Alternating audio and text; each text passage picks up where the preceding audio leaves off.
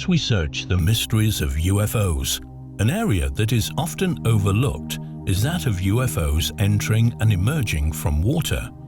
Often tagged USOs, these objects have the capability of maneuvering in, through, and out of the water into open spaces. The proper term for this phenomena is unidentified submersible objects. To really investigate this subject, we must separate UFOs seen flying over a lake or near lakes and oceans with those which have been reported to enter or emerge from water. This is not to say that a UFO reported over water cannot navigate lakes and oceans, but there may be special properties to those which have reportedly entered or exited the lakes and seas of our world. Another fact that we should consider is that although the Earth's surface is approximately 75% water, these areas are not nearly as closely monitored as our lands, which of course contain the vast majority of our populations. It's very possible, even probable, that UFOs navigating our oceans and lakes are very rarely witnessed by human eyes. There have been many reports of UFOs over water, and a much smaller amount of reports of UFOs navigating our lakes and oceans. The question must be asked, why do UFOs enter our waters? This question can only be answered with several other questions. Do alien beings have a personal need of water? Do alien craft have a use for water? Do aliens have underground bases in our oceans? From the preponderance of reports, all three of these questions can be answered with a big yes. There have been multiple reports of aliens asking for water for either themselves or for their craft, and reports of UFOs staying underwater for several days without emerging must indicate that they have somewhere to anchor their craft beneath the surface or have bases under the sea. These theories bring us to the gist of this article, where we shall bring to light some of the most notable, best documented cases of these UFO underwater events. There are many cases of unidentified submerged objects, or UFOs, but nothing like the amount of UFOs which are seen in our skies. What we've learned over the years is that UFOs are on many occasions hypervasive. They seem to have the capabilities of being extremely stealthy and radar undetectable, as well as being able to possibly cloak themselves from sight and seemingly only be visible within the infrared spectrum. It's even speculated that such craft can disguise themselves as possibly morph into other things, take on a different appearance or something less sinister. This, of course, could be down to how the phenomenon manipulates the human perception. Therefore, it's understandable that UFOs may hide themselves from sight by utilising our lakes, our seas, and our oceans. In 1947, about 20 miles south of Malta, fishermen were at work raising and lowering their nets in the hope of a big catch. Suddenly, they saw an unusual object not too far from their boat. Frightened by the strange object, the fishermen quickly yanked their nets from the sea, fired up their boat, and put some distance between themselves and the unknown craft. Suddenly, a bright light lit up the area around the craft. Small beings could be seen running across the deck of the object. Visible to the fishermen was some type of apparatus around the waist of the beings. Later, after initial reports of the incident were revealed, one of the witnesses claimed that the beings were about the size of a 10-year-old boy. He could see them enter the craft, which soon submerged, never to be seen again. In a report released through the History Channel, in 1960, the Argentinian Navy encountered two unknown submerged objects in the New Gulf, or Golfo Nuevo. This event occurred about 650 miles south of Buenos Aires, Argentina. It was initially thought that the objects were submarines, but this theory was soon dismissed, as the object appeared to break into smaller pieces and fly out of the ocean. According to reports by Philip Mantle, these pieces disappeared as they left the water. Of course, skeptics believed that all that was seen were submarines firing torpedoes, but it was revealed that in 1960, the firing of 6 or more torpedoes at one time was not possible. A much talked about case that's re-emerged is the Pascagoula incident that took place many years ago. But with the new release of a book and information that's come out regarding new witnesses that saw this object at the time, when you start to dig deep into that case, you'll find that it all started with a UFO that seemingly came out of the water and then interacted with a number of individuals. 2, in fact, which had missing time, which went on to report it to the police and become the Pascagoula incident that we know today. There are incidents where people have reported missing time in association to these objects rising from the ocean, rising from the lakes. There is also the Allagash abduction case where canoers had missing time again of this object which was over the lake. You know, there seems to be a connection between the UFO phenomena and these vast bodies of water.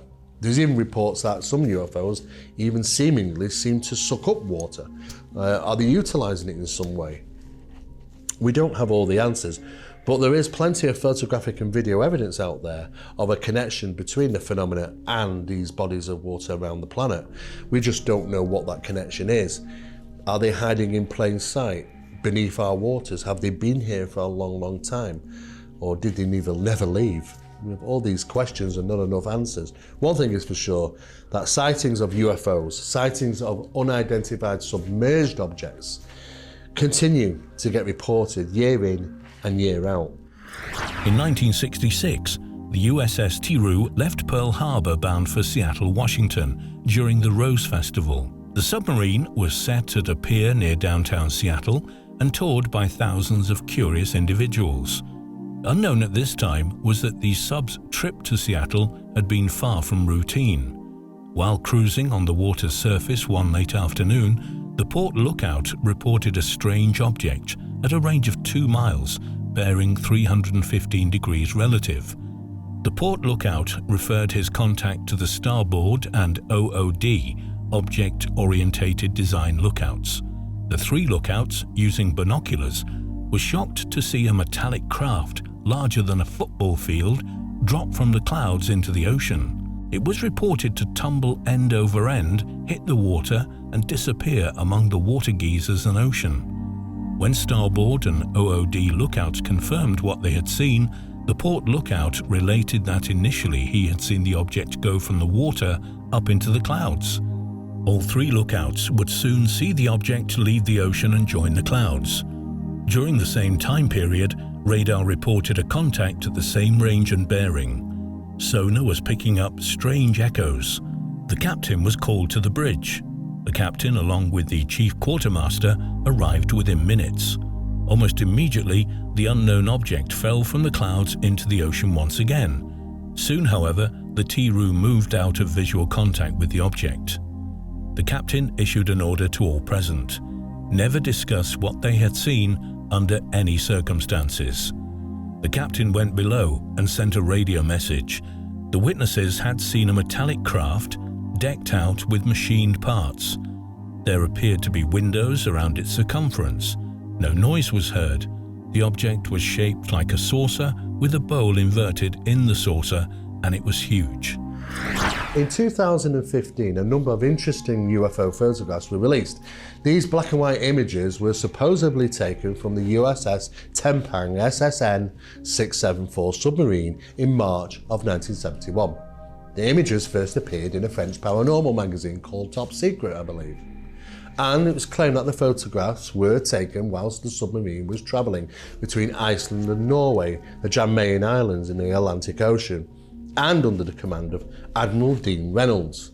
Now, according to the US Navy Archive, the USS Tempang was in fact in that area at that time, and Admiral Dean Reynolds was its actual commander.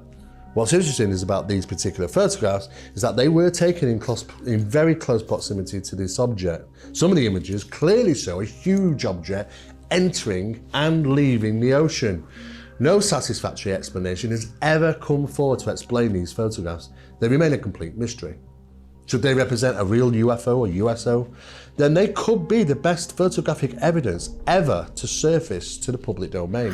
One of the most well-known UFO cases is that of the Shag Harbor crash of 1967, although it's most difficult to determine if the UFO navigated into the water purposely or crashed into the water. However, if later eyewitness testimony can be believed, a second craft entered the waters to aid the first craft. It had been reported that the US Navy monitored the objects for quite some time. This would certainly indicate that the first object, possibly in trouble, had used the waters to avoid detection, awaiting aid from the second ship. In 1968, a Panamax, a bulk carrier, the Gree Schooner, under the Swiss flag, was off the coast of Florida. It was loaded with coal and en route to Japan. The reporter of this incident was a second officer who was on night watch from 0000 hours to 0400 hours.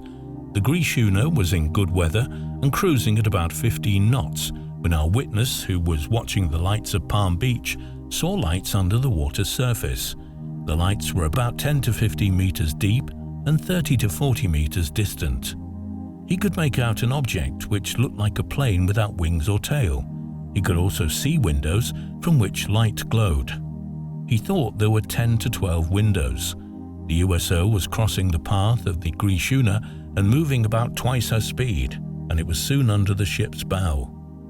The second officer estimated the length of the object at 9 meters. Another seaman on the bridge admitted to seeing something under the water but was not sure what it was. The second officer was experienced with many years at sea.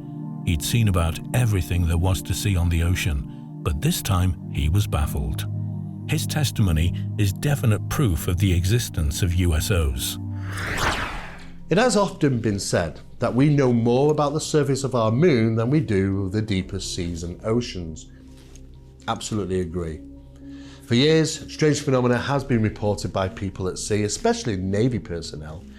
Many reports lie in the USO files of the Soviet and Russian Navy and remain secret. However, some of them do filter out on occasion. In their new book, authors Paul Stonehill and Philip Mantle reveal stories of strange encounters by the Soviet and Russian Navy of unexplained objects. The authors say most of these stories have never been told outside of Russia and provide yet more evidence that we are not alone. Indeed, they suggest a permanent presence of something unusual in the depths of Earth's largest bodies of water. The book is about the most current and on the subject of UFOs or unidentified submerged objects around. The book is about the most current on the subject of USOs, entitled Russia's USO Secrets. Another case of UFOs entering the water is that of the Buff Ledge encounter. In 1968, Buff Ledge, a girls' summer camp in Virginia, would be visited by 4 UFOs, which maneuvered in and out of the waters of Lake Champlain. Michael Lapp, a 16-year-old maintenance man, and 19-year-old water ski instructor Janet Cornell were relaxing on a boat dock on a quiet afternoon, as most of the camp inhabitants were away at a swim meet. Late afternoon, they were surprised to see a bright light approaching the lake. The object appeared to be a large disc. Soon, 3 smaller objects fell from the larger craft. These 3 craft began to move over the lake, appearing to put on an air show. Soon, the mothership descended into the water, emerged, and came right at the 2 friends. The object was so close that 2 small beings could be seen through a dome-like transparent top. The next thing the 2 friends knew, they were waking up, still staring at the object now in the distance. Michael was trying to get his bearings. He checked on Janet, who seemed to be in a trance. Soon, they heard the welcome sound of the swim team returning to camp. The mothership moved from view, disappearing into the sky. It would be 10 more years before Michael, plagued by disturbing dreams of being abducted, would call upon the services of the Center for UFO Studies. Investigator Walter Webb took the case and suggested regressive hypnosis. This procedure brought out the details of an alien abduction. Likewise, Janet would also find that she had been abducted and subjected to medical tests. Webb would also find other witnesses from the camp that saw strange lights over Lake Champlain the same night of the abductions. Some people have asked about the Baltic Sea anomaly. Is it some type of ancient UFO? Well, the team investigating that so-called Baltic Sea anomaly, a bizarre underwater object measuring, I believe, around hundreds of feet in diameter, is speculated, or was initially speculated to be a UFO. But the evidence points to it being something else, maybe some type of ancient structure, and certainly particularly unusual shaped and designed. It is another ancient mystery that we just do not know. But initially it was thought to be some type of large UFO sat on the bottom of the ocean. However, just because we found another explanation doesn't mean that it's less mysterious. A rare photograph is taken of a gigantic UFO by Lake Cote by a government mapping program in 1971. The photograph clearly shows details of the terrain below and a silver disc-shaped object which appears to be entering the water. American expert analysis deems the photograph authentic, and because the plane was flying at a fixed altitude of 10,000 feet, it can be estimated that the UFO was over 600 feet in diameter.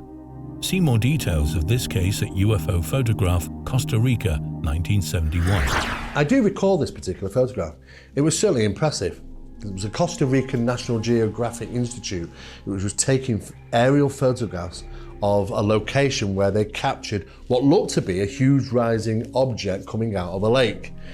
It was a twin-engine Canadian F680, I believe, and they had a map-making camera which was snapping photographs every 13 seconds. The photographer said that after the photographs were developed and the object that appeared in the one frame was discussed with his colleagues, and he was forbidden of divulging any information at that time about the UFO.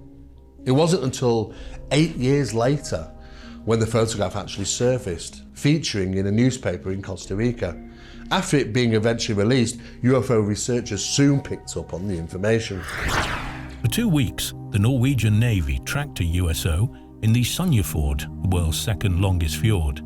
The incident was taken so seriously by the government that ships and sub-seeking helicopters were called to find the object.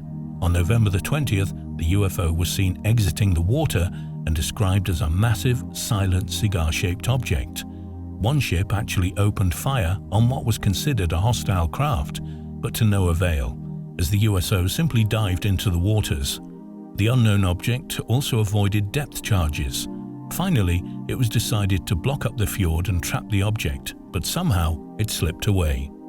Between 4 and 5 p.m. on April the 17th, 1999, an unusual sighting was made by several witnesses who claimed to see a bright white light exiting the waters in Windermere, Invermere, British Columbia at Lake Lookout. The weather was clear and sunny, with little to no wind. The waters were calm. One of the 3 witnesses made the following statement. 3 of us were looking out into the water. It was a quiet, peaceful afternoon when we all noticed a bright white light emerging from the water. The object was breaking the water surface from the lake, yet wasn't leaving any ripples in the water, like a piece of wood or a log could. It showed itself as a sequence of digitized light, the kind that looks like the Knight Rider kit car has on the front.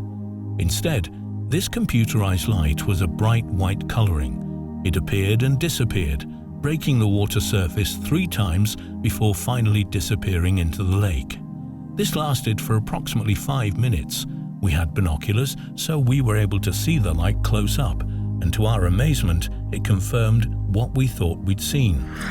There's many reports of people seeing lights under the water, strange crafts that seem to be darting backwards and forwards. Some of them seen rising from the surface and zipping off into the sky. There are many cases, there are at least usually around about 4 or 5 reports a year that come to my attention. Not so many in the UK. I mean, we do have sightings in the UK, especially off the coast of Bempton or Filey, and we could say more the eastern side of the UK. And I've seen some very convincing footage of UFOs, triangular in shape, lifting from the ocean and flying off. And I have to say, it looked real to me. And if that is the case, then we really do have to start questioning, is this our technology? I assume for many years that triangular objects represented something we created, be it it's something that will fly through Earth's atmosphere, it's aerodynamic. And therefore, if it's triangular, it's got to be ours. But I don't know. I mean, there is cases where I do question that and think to myself, do we have the technology of transmedium travel with be it objects flying in space, the air, and in water? Maybe we do have that technology. So if that is the case, then it's literally next to impossible to now work out what is them and what is ours. The National UFO Reporting Center has reported the sighting of a UFO over Vero Beach, Florida, that occurred on April 14, 2008. The witness claims that he observed two cigar-shaped, unidentified objects for about 3 minutes. The objects appeared to be playing as they flew in and out of the water and across the skies. The objects were first observed just above the horizon and at times could be seen entering the ocean. Incredibly, these objects would stop in mid-air, disappear, then reappear in a different place of the sky. The beach was almost vacant at the time, and there were no other witnesses to the objects. The cases presented here are only a small portion of the many cases of reports of unknown flying objects maneuvering in and out of the waters of the world. There can be little doubt that the navigators of these objects are at home in our lakes and oceans. These craft possess capabilities that no earthly craft can duplicate, being able to go from underwater to flying in our skies with ease.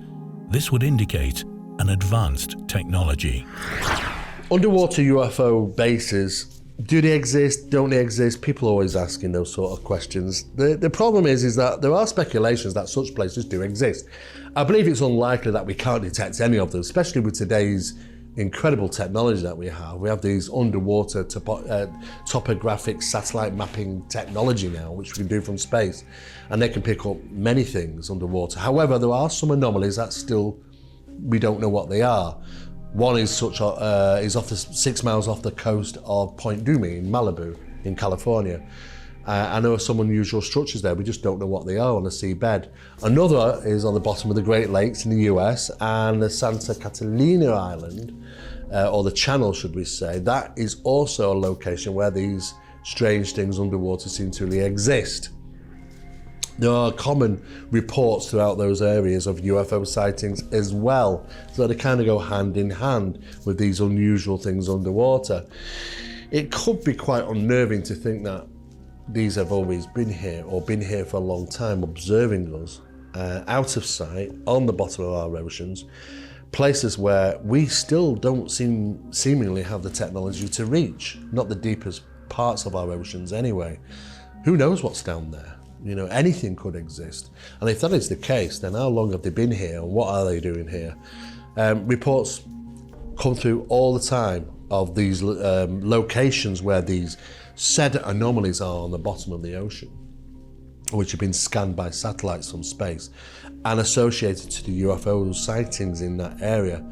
Maybe the United States Naval Services know more about what's really going on. After all, any researcher in the subject of ufology will tell you that when you dig deep enough and start realizing what society, what organization, what establishment seems to be at the core of the UFO phenomena, it isn't the CIA, it's not the Department of Defense, it's not NASA, it's not the National Security Agency, it's Navy and the Naval Reconnaissance Office. They seem to know more about what's going on the subject of UFOs than all these other defense agencies. Maybe that's a clue. Maybe it's just an indicator to say, yes, the UFOs are associated to the water, and some people, know about this.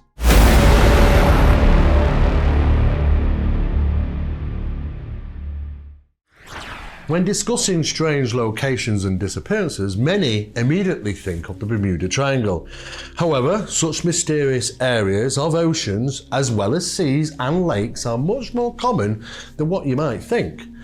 The Bermuda Triangle, a region of, say, 3 points, which is in the western part of North Atlantic Ocean, is defined by Bermuda, Florida and Puerto Rico.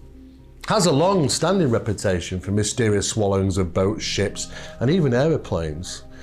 The only sea without shores is the Sargasso Sea, which is a region in the middle of the North Atlantic. And of course, that's also surrounded by very strange ocean currents. Several ships have been found drifting completely without crew through the peaceful waters, and in 1840, the French merchant ship, the Rosalie, I believe it was called, sailed through the Sargasso Sea and was later discovered with its sails set, but without any crew members on board whatsoever. The Michigan Triangle is also a location found in Michigan Lake, whose shoreline spans the states of Illinois and Michigan, Indiana, Wisconsin. It's located over the central Lake Michigan area. The area has been blamed for mysterious disappearances of ships, crew members, and again, entire airplanes. One of the most notorious locations is, of course, the Devil's Sea, also known as Pacific Bermuda Triangle. It's also a region of Pacific around the Miyako Island, which I believe is about 60 miles off the south of Tokyo. This area is also known as the Dragon's Triangle because of its ancient legends about dragons that lived off the coast of Japan. There are tons of mysterious places around the world, both on land and in the water, that are difficult to explain logically. The legends of missing vessels and ghost ships drifting without its crew in these locations have made them synonymous with mystery.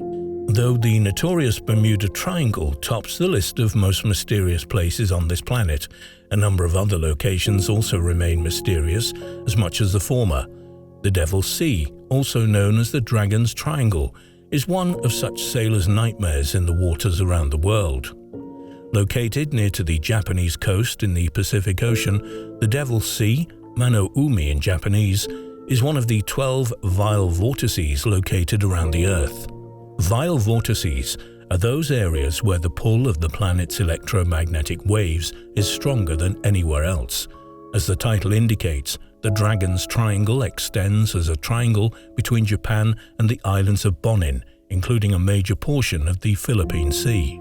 Geographically, the triangle is located around the Miyake, which is the Japanese island that lies around 100 kilometers south of Tokyo. However, the exact location of the Devil's Sea is disputed, since several reports claim different distances to the area.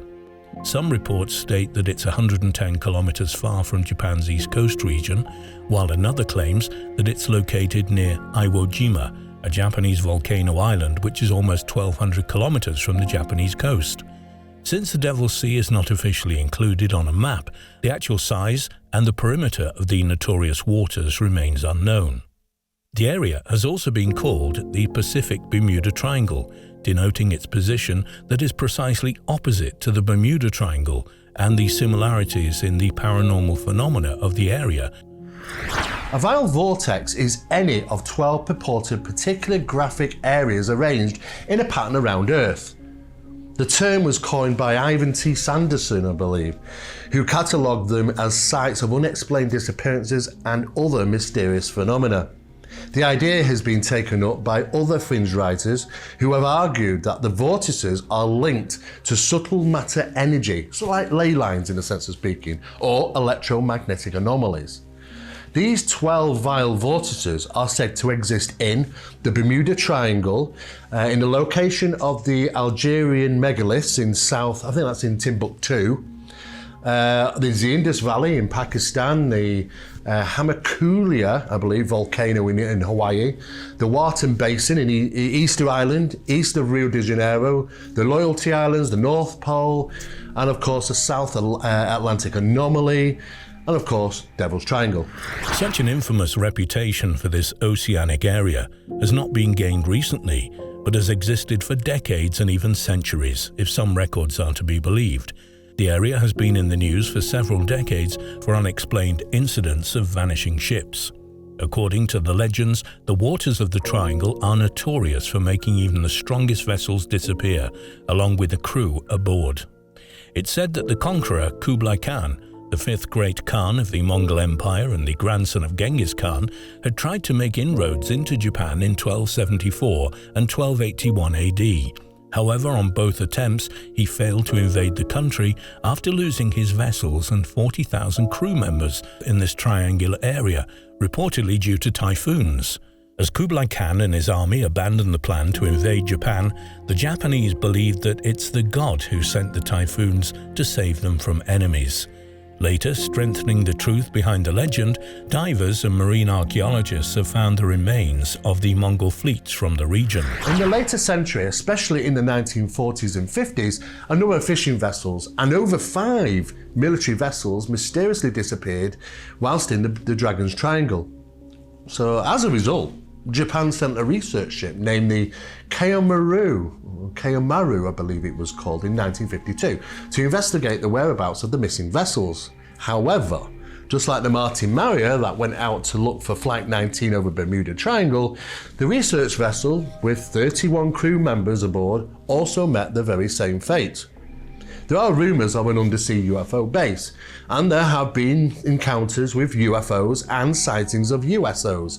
Even Soviet Navy ships pursued a USO in April of 1981. It was classed as a cylinder-shaped object that was seen rising from the ocean. There have also been reports of UFOs and missing time on their clocks. On this particular incident, there was a UFO that came out of the sea and circled around one particular ship for about 15 minutes. And when it went back into the water, the captain and numerous other members of the crew reported their watches were 15 minutes out, including the sensitive equipment on the ship and the ship's clocks. Missing time, you could say. Another story doing the rounds tells of the sighting of a mysterious lady sailing a vessel in the Devil's Sea in the early 1800s. It's said that the vessel resembled the traditional Japanese equipment for burning incense. However, the destination and identity of the vessel still remain a mystery. In the later century, especially in the 1940s and 50s, a number of fishing vessels and over 5 military vessels have disappeared in the sea, in an area that lies between Miyake Island and Iwo As a result, Japan sent a research ship named Kayomaru No. 5 in 1952 to investigate the previously missing vessels that had been reported to have gone missing in the Dragon's Triangle without any trace. However, the research vessels with 31 crew members aboard also met the destiny of previous vessels which went into the Devil's Sea. The wreck of the Kayomaru No. 5 was recovered later, but the whereabouts of the crew members were never heard of again. Following this incident, the Japanese government reportedly declared this area dangerous for ships and transporting goods. Moreover, as a result of this unprecedented incident, all efforts to unearth the facts behind the mystery were also aborted completely. To begin with, the term dragon in the Devil's Sea name originates from the Chinese fable about dragons existing below the surface of water. According to these fables, the dragons under the sea attack vessels passing by to satiate their hunger. These fables have originated well before the AD period, about 1000 BC. With their emphasis on the presence of mythical creatures like dragons, these fables have made a huge impact in the legends and mysterious stories created in the years to come. Similarly, the Japanese name, Man no Umi, means the Sea of the Devil. It was originally coined by the Japanese countrymen years ago when the stories of paranormal phenomena in the sea were popularized. The superstitions associated with the Devil's Sea always haunted the Japanese from venturing into this part of the ocean right from centuries past. As the myths of the Devil's Sea popularized through legends, there were also hypotheses, including scientific explanations, attempting to solve the mystery. Several efforts were also made to understand the truth behind the so-called paranormal phenomenon. Scholars like Ivan Sanderson have suggested that it's the hot and cold currents crossing this vile vortices leading to the disappearance of vessels in the Devil's Sea. According to him, these currents result in electromagnetic disturbances that trap the ships passing by. Another hypothesis suggested that it's the subsea volcanoes in the area that have caused the disappearance of vessels. The eruptions from these volcanoes could have initiated such accidents, substantiating the stories of dragons sucking in ships and its crew to the ocean's depths. Due to the undersea volcanoes and seismic activity, according to marine scholars, the islands in the sea often disappear suddenly, while new ones appear at the same pace. More scientific research claimed that the anomalies believed to occur in the triangle were the result of an environmental phenomenon. Researchers argued that the area has the presence of methane hydrates on the seabed. When methane hydrates gas or methane clathrates explode, bubbles will be formed on the water surface as the ice-like deposits separate from the bottom of the ocean at the time of the explosion. These activities can interrupt buoyancy and also destroy a vessel without even leaving a trace. Some ships' disappearances have been speculated that they are down to natural forces. I mean, we have to take into consideration that the location of the Dragon's Triangle, there are numerous underground, or should we say underwater volcanoes, and sometimes they can erupt. You know, volcanoes release numerous different types of gases from the earth, some of which may be even methane. Now, we do know when methane rises, buoyancy is disturbed regarding ships. So what happens is a lot of this methane comes up and of course explodes on the surface of the water. And the water suddenly loses its buoyancy and craft do actually just sink. Ships will just sink. They can't keep buoyant any further. That might explain missing ships and missing people. Natural phenomena that could account for some of these disappearances. But how does it affect planes and other things? I still believe there is maybe a bit of a mystery still there. However, in 1989, American writer and paranormal activity theorist Charles Berlitz wrote a book, The Dragon's Triangle, after detailed research on the paranormal activities in the Devil's Sea. According to him, the accidents involved 5 Japanese military vessels in the triangle were due to the evil nature of the sea and have resulted in the death of more than 700 million people. Later, questioning Charles' arguments that substantiating the Devil's Sea is a mythical area abound with paranormal activities, Larry Kusha published a book titled The Bermuda Triangle Mystery Solved in the year 1995. In his work, Kusha rejected the story of the disappearance of Japanese warships, arguing that the vessels that went missing were fishing boats. In his book, Kusha also claimed that the research ship sent by the Japanese contained a crew of only 31 people, as opposed to the 100 stated by Charles, and the vessel was wrecked instead of disappearing completely. He argued that the research vessel was wrecked by an undersea volcano in September 1952. The remains of the wreckage were retrieved by the Japanese a few years ago, which further rejected Charles's claims. The Pacific Bermuda Triangle might be subjected to numerous theories and suppositions, but in spite of the scientific evidence and the mythical aura surrounding the oceanic arena, its continued mysterious existence is a testimony that certain phenomena in the world are far beyond the control of human beings. What is interesting in these particular locations is that the Coast Guard have on many occasions come across ships, boats, yachts, and the crew are just missing. And they've never ever turned up. They're just a mystery. And they tow these boats and ships in to the boatyard, and there's just no explanation where and what happened to these people. Some people have speculated that they were caught in a storm and washed off the boat, but it doesn't look like that's the case on many of the situations. Seems to be that food has been laid out. Sometimes it looks like they've only half eaten their dinner. And something obviously must have happened because these people are simply not on board. It's also interesting to point out that there are a few cases where these larger boats, they've had pets on board, like parrots, for an example. But they've also not been in the cages. And the cages aren't open, they're still on the side, the door's shut, but there's nothing in there. Talking to relatives and friends said that, well, they do have a pet parrot and they take it with them, and the parrot was missing. Sometimes dogs are found and they actually are on board. We don't know where their owners are, or but sometimes dogs are left. So are we looking at something quite odd here? I mean, is it that everything that could vocally say something is being taken? Such, parrots do talk. Of course, it's only speculation, of course, but it is interesting. I mean, why parrots suddenly disappear out of a closed cage, and yet the owner's dogs remain? I just don't no idea where these people have gone. And clearly, something must have happened quite suddenly because, like I say, the Coast Guard have reported that when they went on board, they looked like there was no panic, they hadn't been caught in a storm, glasses with water up to the top were still filled on the table, dinner was set, half-eaten food.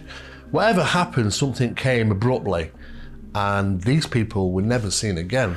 Between 1950 and 1954, 9 freight ships carrying functional radio transmitters allegedly went missing in the Pacific.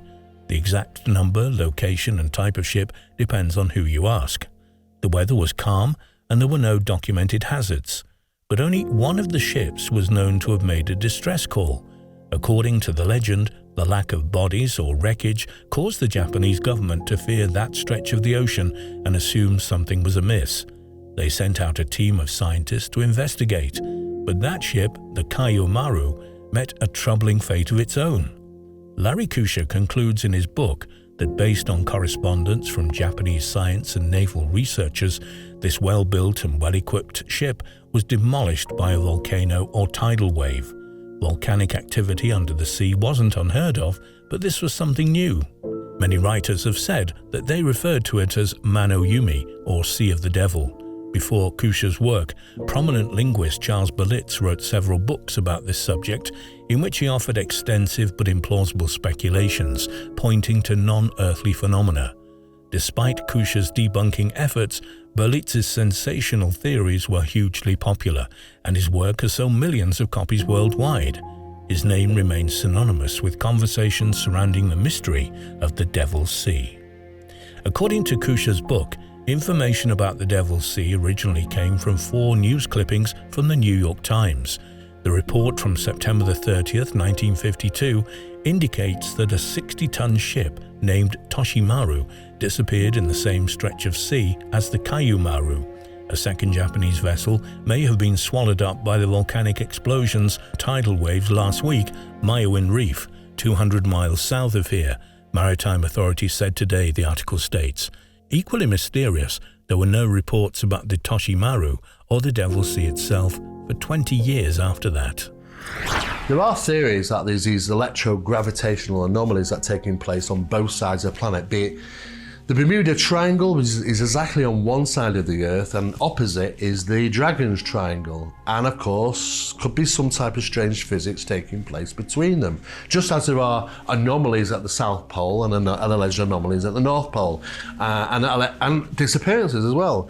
So, is there some types of physics taking place here? Earthly physics, natural phenomena that we're just unaware of, that is causing these mysterious disappearances to happen. We don't know. Maybe as time progresses, Earth will give up some more of its secrets, or we advance further in physics and realise that there are doorways to other realities which people are seemingly disappearing through time and time again. Real volcanic activity encouraged talk of dragons. If this is the first time you've heard of an underwater volcano, you're not alone. They exist. According to Scientific American, they lie along 37,000 miles of ocean ridges and spew lava, carbon dioxide and other elements into the ocean. Because of their erratic behavior, they require regular monitoring by marine geophysicists. In Larry Kusha's 1973 correspondence with Shigeru Kimura, associate editor of the Asahi Shimbun, one of Japan's largest newspapers, Kimura notes that the Mayajan-Sho volcano, the one that enveloped the Kaio Maru ship, becomes active intermittently.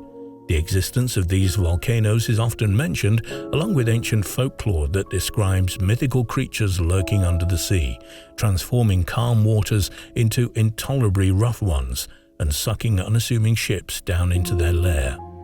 Apologies for any nightmares this might stir up. Dragons are particularly common in Japanese mythology, and just like we have superheroes with extraordinary abilities in today's movies and comic books, the dragons were thought to have supernatural powers. As if the Devil's Sea isn't a frightening enough name, it's also referred to as the Dragon's Triangle. The triangle part comes from its shape and positioning opposite the Bermuda Triangle. It should also be noted that the Dragon's Triangle is not plotted officially on any global map, so the exact size and parameters of the triangle aren't really known.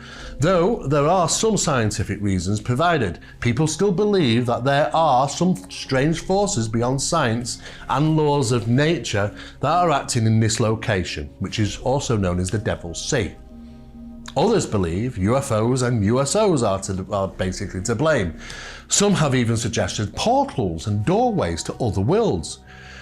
With all the speculations, Dragon's Triangle still remains one of the world's most interesting mysteries of all.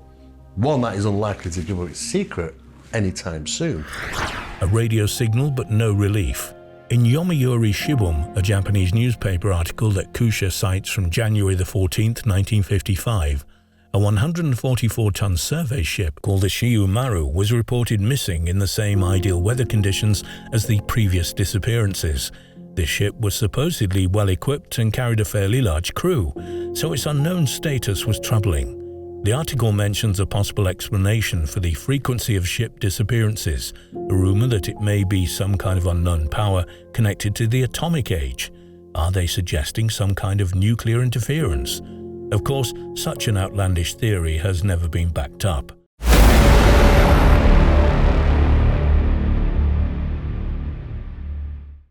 Preston Dennett's new book, Undersea UFO Base, presents 10 years of research into UFO and UFO activity off the Southern California coast.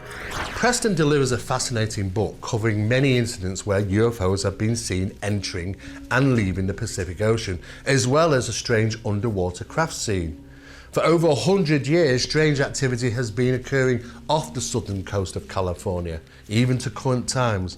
Mile for mile, this area is one of the most top producers of unidentified flying objects and unidentified submerged object reports. Drawing on the first-hand testimonies from the Navy, Air Force, Coast Guard, police officers, lifeguards and residents, researchers have presented compelling cases for possible existence of an undersea UFO base. Sightings of weird lights, anomalous glowing clouds, strange objects flying in and out of the ocean. Mass UFO sightings and encounters with unusual beings have also been consistently reported over the last 60 years. The location has become known as a hotbed of activity, and the reports keep flooding in. Mile for mile, this body of water is one of the biggest producers of USOs, unidentified submerged objects, on the entire planet. It lies between Santa Catalina and the mainland and reaches depths of nearly 5,000 feet. Dennett documented about 150 cases of UFOs and USOs here, reaching back nearly 100 years and still happening today. Boaters who choose to travel in this area do so at their own risk. There are nearly a dozen cases on record here in which boaters have found themselves targeted by USOs. If you do a study regarding coastal UFO phenomena, it's quite alarmingly, they're high results. There's a lot of UFO incidents, especially those which are very well documented in cases, which seem to be associated to UFOs that come from the sea. If we look at the 1977 and 1978 Colares UFO incident, which was of a small island off the shores of Brazil, these objects were seen over a period of a few months coming from the sea. They always came out of the water and came from the direction of the sea, and they actually they attacked people. This is what happened in the Colares UFO incident. It's not the only time as well. It also happened in India. And again, that was also in a location not too far from the sea. We have to ask, is that because they have a connection to the sea, to our oceans? I mean, we do know that this phenomenon is hypervasive at the end of the day. So isn't it possible that they could be utilising our seas and oceans to hide themselves until they get close to the locations where they want to be, just being kept out of sight? Very possible. They have demonstrated being hypervasive on many, many occasions, but when looking overall figures, UFOs have a very strong connection to the oceans, seas and lakes of our planet. Consider what happened to the Washington family on July the 10th, 1955. At around 2:30 p.m, Mr. and Mrs. Washington and their 11-year-old daughter were 13 miles off the coast of Newport Beach on their way to Catalina Island on their yacht, when Mrs. Washington spotted the strange object hovering at about 2,500 feet. Mr. Washington stopped the boat so they could better observe the object. Using binoculars, they saw a perfectly round grey-white craft. It appeared to be rotating and was surrounded by a strange haze. After about 6 minutes of observation, the Washingtons restarted their boat and continued their journey. To their amazement, the object maintained its position directly over the boat. Mr. Washington radioed the Coast Guard and explained their situation. The officials at the Coast Guard told Washington to keep the object in sight and they would launch a plane to investigate. Suddenly, the object rose upward in a zigzag maneuver and disappeared into the clouds. By the time the Coast Guard plane arrived, the object was long gone. Unidentified submerged objects, or USOs, really could be no different than UFOs, unidentified flying objects. It's just simply these things seem to be have the capability to traverse not only in space but through our air and probably underwater. This is what is referred to as transmedium travel. These references have been brought up by the ATIP program on more than one occasion. Now, water really might not be any different than space, to be honest with you. It's just treated as a vacuum. But some of these objects have travelled quite fast. 70 knots or 80 miles an hour has been reported of some of these objects on radar travelling underwater, some of them considerably faster. A similar case occurred in July 1987 to a group of people sailing from Catalina to Palos Verdes. It was around 4 a.m. when they saw what they first thought was a plane coming along the normal flight pattern. But as it approached, several strange details became apparent, says the witness. I noticed no tail, no wings, and no lights. Then it hovered over my sailboat, making no noise, and went towards Catalina Island and out of sight. Proof that UFOs are targeting boaters occurred on January 3rd, 2004. On that day, young Chiron was on the coast of Santa Monica during the afternoon when he observed a metallic disc-like object hovering a few thousand feet above the yacht. The object stayed stationary in the sky, so he quickly grabbed his camera and snapped a photograph. Because he knew the length of the yacht, he estimated the size of the UFO as being about 30 feet wide. After a few moments, the strange craft darted away. These three cases involve UFOs flying and hovering above boaters. However, in this area, there are even more cases in which boaters found themselves targeted by objects coming from beneath them, USOs. Just ask the crew of the Hattie D. On February 5, 1964, 11 survivors were rescued by the Coast Guard from their emergency life raft following the sinking of their yacht, the Hattie D, off the coast of Mendocino. The boat had set sail from Seattle, Washington, and was making its way down the coast of California when tragedy struck. Without any warning, the yacht either struck or was rammed by an unidentified metal object. The boat sank shortly after, without any evidence remaining of what had struck their boat. Crewman Carl Jansen elaborated on the event, saying, "I don't care how deep it was, what held us was steel and a long piece. There was no give to it at all. Whatever sunk the Hattie D remains unidentified."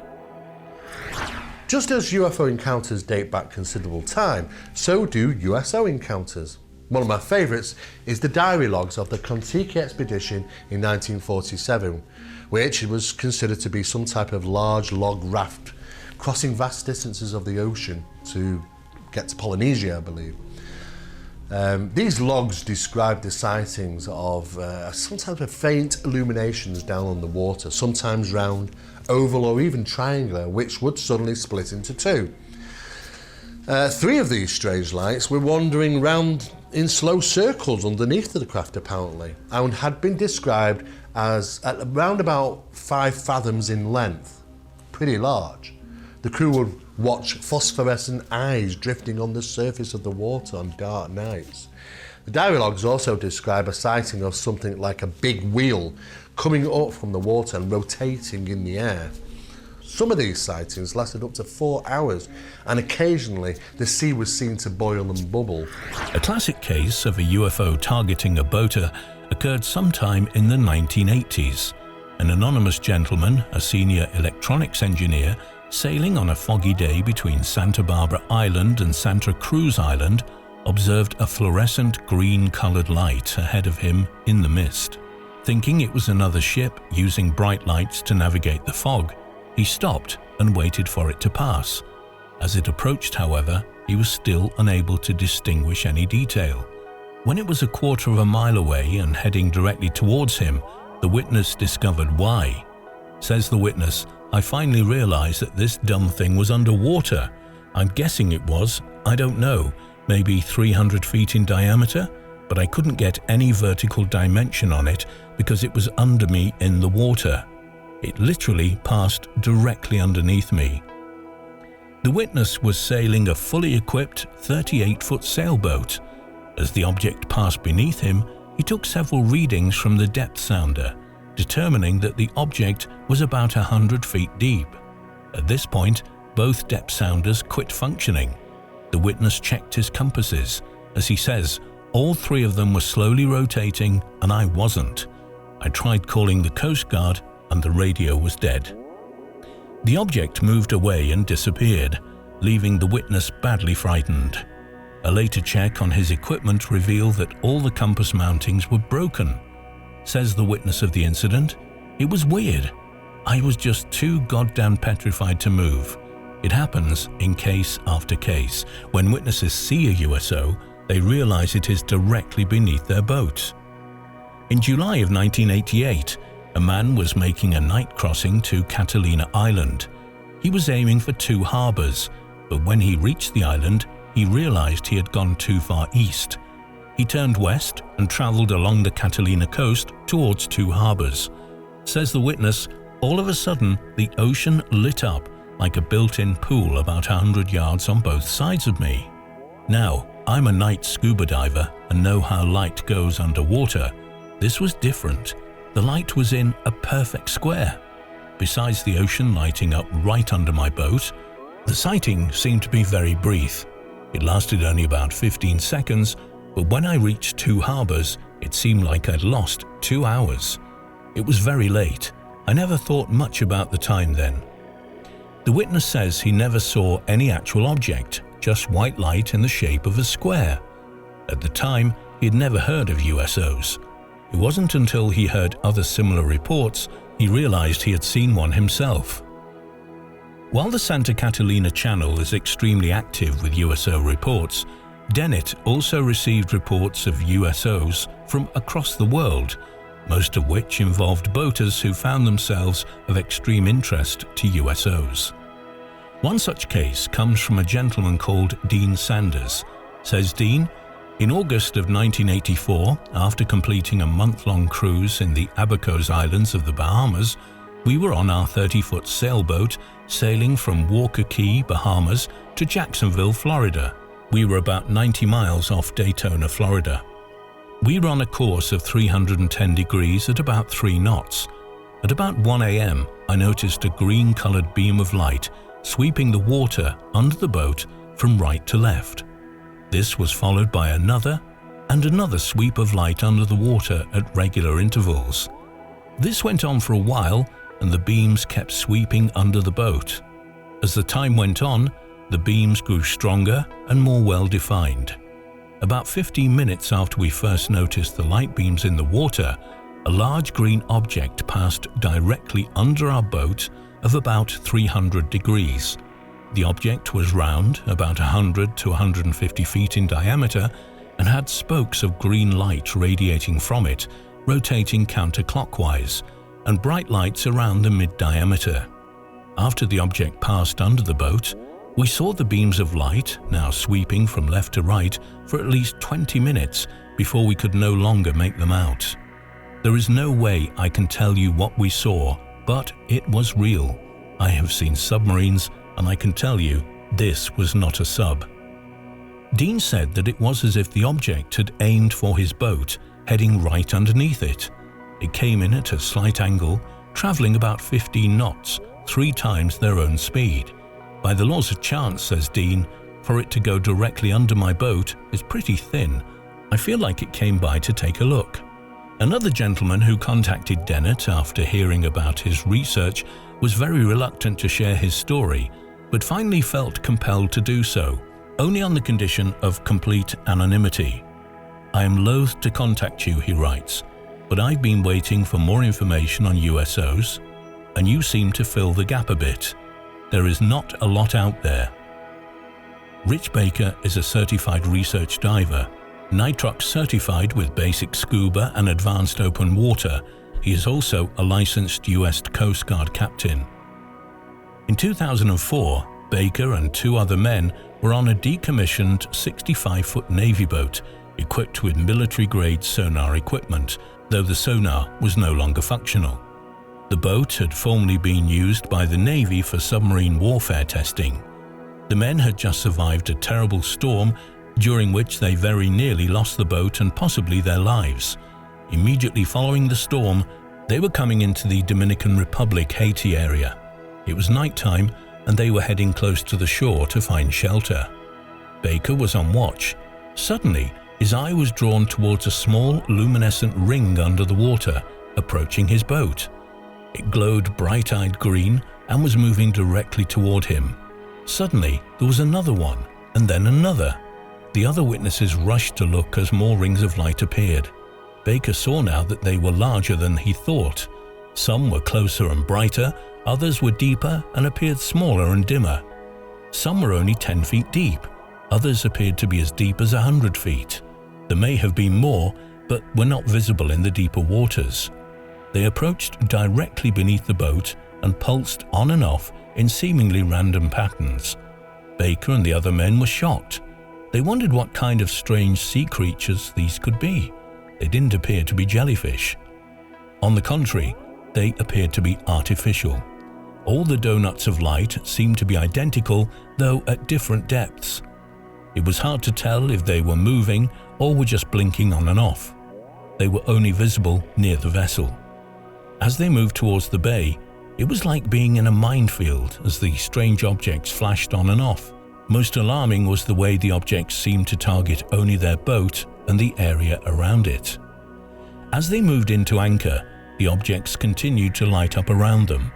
Baker had the distinct feeling that the objects were aware of them, since they followed us and surrounded us.